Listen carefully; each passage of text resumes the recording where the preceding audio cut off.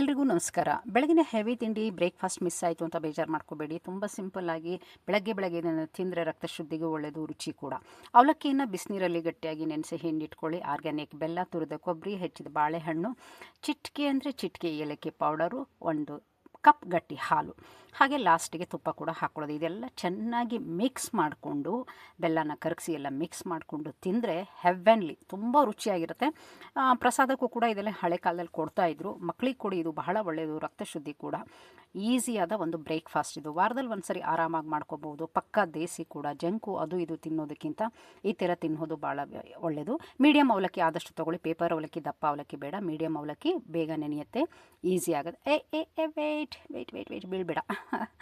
So medium ಅವಲಕ್ಕಿನ ನೆನೆಸ್ಕೊಂಡು ಮಾಡ್ಕೊಳ್ಳಿ. ನನಗಂತೂ ಇದು ಬಹಳ ರುಚಿ, ಬಹಳ ಟೇಸ್ಟಿ. ನೀವೇ ಮಾಡಿಕೊಂಡು ಟೇಸ್ಟ್ ಮಾಡಿ, ರುಚಿ ನೋಡಿ, ಆಮೇಲೆ ಹೇಳಿ, ಓಕೆನಾ? ರಸಾಯನ ಅವಲಕ್ಕಿ ಅಂತ ಕರಿಬಹುದು, ಏನಾದರೂ ಕರಿಬಹುದು, ಸಿಹಿ ಅವಲಕ್ಕಿ ಇತ್ಯಾದಿ.